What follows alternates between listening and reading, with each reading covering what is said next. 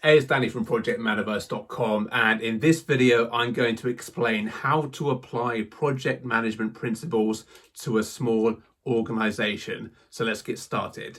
Now, you might be a new project manager that's just started a job in a big organization, and if you are, that is probably quite good for you in a sense, because that means that organization already has established project management principles and processes in place, and you can just do some research, read the documentation, read the guidelines, and figure out what you should be doing to ensure you're following that company's policy and procedures.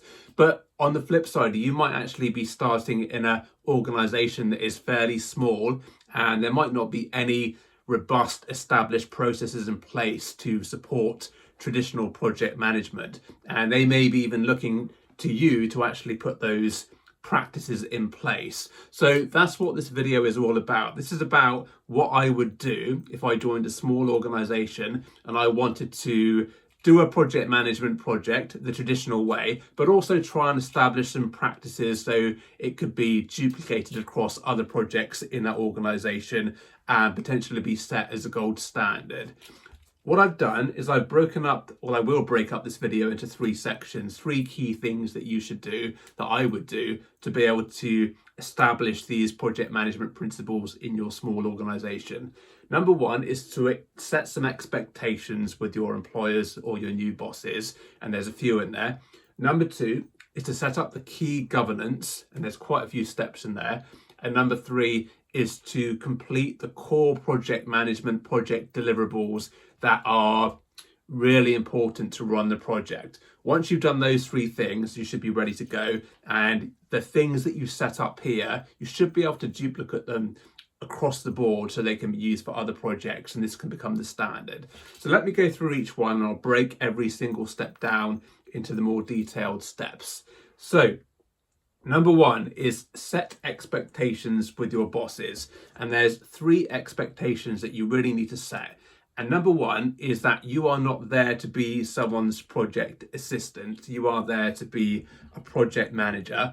As such, you need to have the power and the authority to decide how you are spending your time and how you're going to do things. You can't be expected to manage a project but be told what to do every day. And I've seen that happen in big organizations as well. They'll hire in a contractor project manager, or a higher business lead will hire that person. They think, right, I've got this big piece of work to do. I need some organization. I need a project manager to organize this for me. And they'll hire in a contractor project manager, but then they'll just tell that project manager what to do every day. That's not going to work. If you want to hire in a consultant, you need to trust their expertise. So that's what you need to establish with your boss. You need to tell them or affirm that you are the project manager and you're going to do this the way you see fit. That's why they've hired you.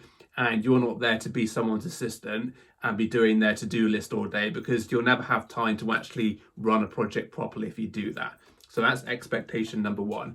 Expectation number two is that you will need a team. You're a project manager. A project manager needs a team to deliver the project. You can't do all the work yourself. You're not there to do the work and deliver the project. You are there to manage the project. So you need people to manage. So you need to make it very clear at the start that you need a team of people. You don't necessarily have to hire new people.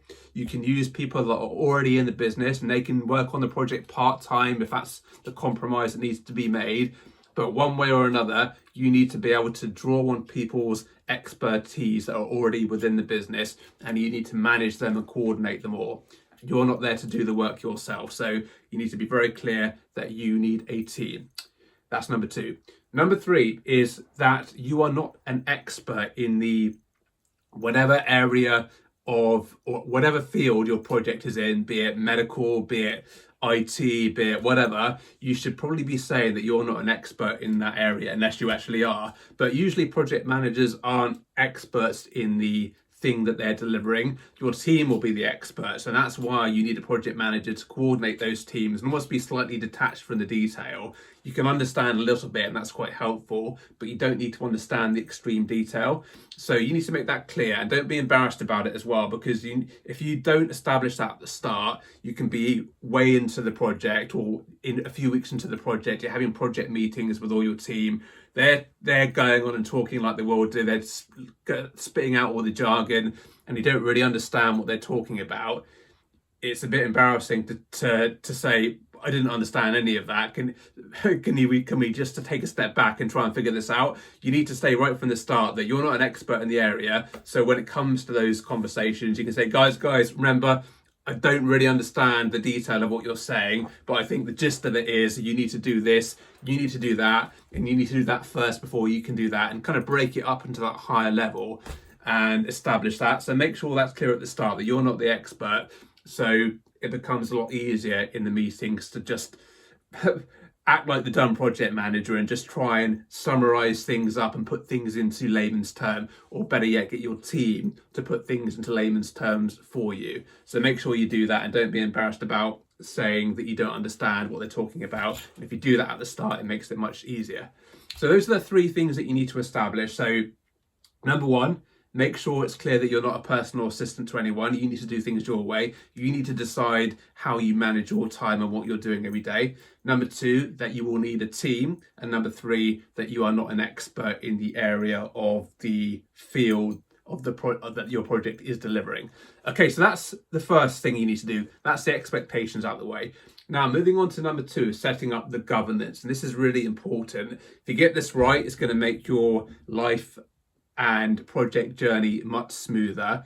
And good governance really is a great protection for your project, so things don't go wrong, or if they do go wrong, you are very protected as a project manager. Your customers are protected, and the organization is protected as well. So it's a very good control to set up some good governance. So I'm going to go through 8 steps to setting up governance. So number 1, one of the most important things to do is set up some kind of steering group or steering committee. And the steering group can just be a few people, but they are the people that need to make the key decisions on the project. So decisions involving money, getting the project started, abandoning the project if you need to, doing change requests, those really key things. So it could be an executive. If it's a very small company, only like 10 people, obviously the head of the company needs to be in there, but you need to figure out who that steering committee is going to be, and just set up the agreed forum for that committee. Usually steering committees meet once a month, and just agree what the purpose of that steering group is, and it's going to be to make key decisions. And on top of that as well, you probably want to agree some kind of, as well as a monthly meeting, some kind of regular project checkpoint where you have to go to that committee to proceed with the next phase of the project. And I advise you to do the standard way, and that's the mobilization phase, like mobilizing the project before you really get started. Make sure you're going to that steering committee saying, right, the project's going to be this much money, it'll take this long. Yep, they give it the stamp, you can go ahead. Next one is the end of the design phase. Next one is end of the test phase. Next one is end of the build phase. And then you need to get their permission before you actually go live. Build phase, then test phase, and then you actually get their permission to go live as well. Those are the main ones. I've probably done a video on this in the past. If you look for project lifecycle, that's a previous video that will explain all the project phases. You want a checkpoint after each major project phase before you can proceed to the next one. So that's number 1, that's your steering committee. Number 2 is your project working group, and that's going to be your core team and anyone else in the organization you need to deliver your project. So there might be some subject matter experts. And core team, very minimum, you should have a business analyst to help you pull together requirements and do analysis for you. You should have obviously an engineer if you're going to do a technical project to do the coding. And if they can be a functional consultant and come up with the technical designs, that's great. If not, you need someone to do that as well. You might want a test manager. You might want a project assistant. So you need to get that project working group in place. If you don't have those resources, get a contractor, get contractors. There's a huge market for contractors. And the beauty about contracting is, or bringing in contractors, is it's quite low risk, because if it doesn't work out, you can't terminate the contract after a couple of weeks. You're not employing someone full time and taking that huge risk. So bring in contractors if you need to, but you need to establish your team and create a project working group, create a weekly meeting to get together, review the plan and review risks and issues, review actions and all that good stuff. That's number 2. Number 3 is you need to create, if there's not something already there, some kind of organization-wide project governance, because as your organization gets bigger and bigger, there'll be more and more projects going on. There'll be a strategy that the company is trying to achieve and head towards. And when you do a project, you want to make sure that you're not impacting other projects, or other projects are not doing the same thing as you. It's not going to clash. You want to make sure you're aligned to the company's vision and strategy. So you need some kind of central change governance forum where all projects go to, and they say, look, I'm doing this project. Is it okay? Does it align with the strategy? So you need to set that up if it's not already there. And again, if it's a small organization, that's going to be much easier for you, especially if it's only like 10 people or 20 people. So make sure that's in place. And if it's not in place, set something up yourself if you can. And obviously, if it's a very small organization, it's going to be quite a simple thing to do. But as your company grows, there'll be more and more change going to that. And you probably want to create some kind of standard checklist or questionnaire that you take to that forum to give the background of your project. The standard business case is probably a good way of doing it, but it should describe everything the project is doing, all the potential impacts. And as your company and organization matures, you'll think of extra questions to add to this questionnaire to really flush out any serious impacts, which will help inform the decision as to whether this project should go ahead or whether it's going to cause problems. So that's number 3. Number 4 is agree that, so for all those meetings, you want to agree or write a terms of reference. A terms of reference is basically a summary of what that meeting is all about. So it should include who's in the meeting, who's the decision makers, what are the inputs to the meeting, what are the outputs, and what are the standard formats of all the packs as well. So make sure you've got terms of reference for all those meetings, and agree what the format of the slides is going to be. So for example, your project working group, you probably want some kind of status update slide. And if you can copy that status update slide and use it in your steering group, all the better. So try and keep the formats consistent so you can reuse them in as many meetings as you can, because that means you've got less work to do as a project manager creating these packs. Okay, so that was number 4. Number 5 is agree the configuration management. Agree the configuration management. And this is for both documents and your code as well. And configuration management is basically a fancy word for version control. How you're going to version or version number your document. So for example, let's say you're creating a requirements document. The first version of it, you should probably just call it version 0.1. And every time you make a significant change to that document, you increase the version to 0.2, 0.3. When you get to the version, that the final version that's going to be signed off by all the stakeholders and approved by all the key stakeholders, that's when you baseline that document. You call that version 1.0. That's great. That makes it very clear that version 1.0 is the one you're doing. Any further changes beyond that should require a change request, and then you can keep changing the version to 1.2, 1.3, whatever you want to do. But make sure that's set for your documentation, but also make sure it's set for your actual code as well. So you're developing something, you're going to have various test environments, and you're going to have various iterations of that code. So you need to make sure that you're really on top of your configuration management for your code, so it doesn't all get jumbled up. If you make changes to one test environment and deploy it to another one, you need to make sure that code is deployed to all the environments. And you know what version of the code should be where. So ideally, you've got a dev environment, test environment, pre-prod environment, production environment, and various environments in between there. You want to make sure that the code is as consistent as possible across those environments. Otherwise, all your environments are out of sync. And when you come to putting stuff in production, it might not match your test environment, and that can cause all kinds of problems, which I won't go into now. But you want to make sure that your configuration management across all those codes and test environments is well established and agreed at the start. Okay, right, we're 14 minutes. We've got to keep going. So next one is So that was number 5, configuration management. Number 6 is agree the key deliverable documents and sign-offs. So on your project, you're going to have a bunch of documents that you're going to need to do, and you want to agree at the start who should be approving those documents. Don't wait till later. Get this established right at the start as part of your project governance. It's really important. And key documents like the business case, the design documents, the requirements, the test plan, the end of test report, handover document, scope document, those core requirements that are pretty much applicable to every project you do, no matter what the industry. You want to get those listed out, and then for each one agree who needs to sign off the document. Maybe take that to your steering group as one of the first items, and propose who should be signing off those documents, get them all to agree, and now you're ready to go, because once you've done a document, you can send it to those people for approval. Once they've approved it, that document is baselined and you are set for your project, for the rest of the project. Okay. Number 7 is create a change request process.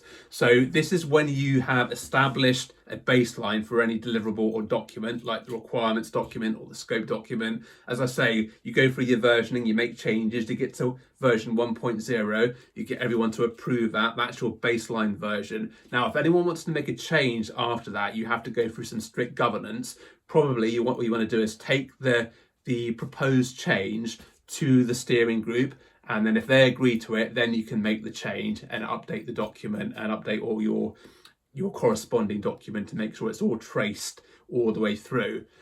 And that way you are making sure your project is nice and controlled, it stops scope creep, and it really protects you as a project manager, and it protects your project and protects and ensures can't speak today. It will ensure that things do not go wrong in the future. So that's the change request process. So get that established, make sure it's all documented so people know what to do. And what generally happens is you'll propose a change that will get sent round to all your stakeholders. Those stakeholders will impact assess that change. I'll think, right, if we do this, it's going to impact this thing I'm doing, or it's going to impact this process in the business. You've got to include how much money it's going to cost, how much it's going to change the timelines of your project. Get all that document, so you've got all the impacts. All those impacts goes to your project steering group, and then they can assess whether they're going to accept that change or not. So that's your change request process. Number 8 is just set up a SharePoint site or some kind of Confluence page or software to store all your documents, and agree what the structure of that document is going to be. How is it going to be set up? And again, ideally, you should keep that the same for all the projects that are done in your organization. Okay, that's all the governance out of the way. So let's now move on to the last section, which is the core project management deliverables and documents that you need to get created as soon as possible at the start of your project. So number 1 is your plan.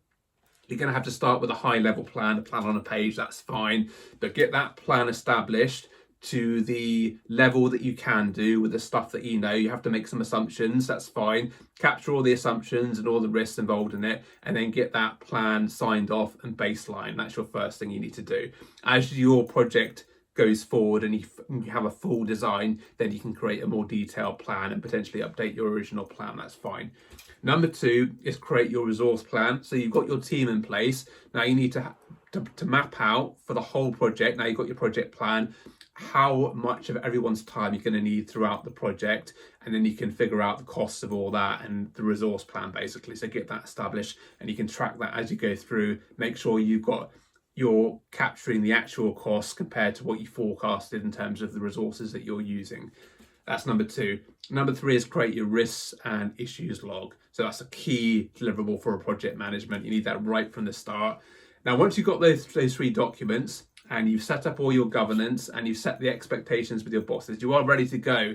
And now you can basically crack on and do your project. And that is how you apply project management principles to a small organization. Now, as I said earlier, if you're in a small organization and you don't have all those things established, that is hard for you because you have to create it yourself. But in a way, it's great as well because you get to set the tone, you get to establish it yourself. And for bonus points, I'm going to go into a bonus section now. What you might want to suggest doing is creating a portfolio manager role. And that could be you if it's a very small organization. But what you want to do is track all the projects in one place and put them into what we call a portfolio of projects. So a list of all the projects, a list of all the costs of those projects, all the budgets, so you can see how much money you're spending on change. And then you want a RAG status for each of those projects. So which ones are green, which ones are amber, and then you want some kind of review session to review all those projects at once potentially. And then ideally you'd have a master plan for all the projects. So you take the very highest level milestones for each project and you put it onto one or two pages of a plan, so you can see for the organization all the change that's going on in one place, and you know how much it's costing, and you know the RAG status of each project as well. So you probably want to set something up there as well. And if it's a very small organization, you could volunteer to do it yourself. If it's bigger, you probably want to set up a role for that and maybe a few people to support putting that in place. And that will all develop as time goes on. Okay, that is the video. I've gone way over my usual time, but I wanted to get the whole thing out there. And yeah, that's it. So if you enjoyed the video, give it a thumbs up, and until tomorrow, please take care.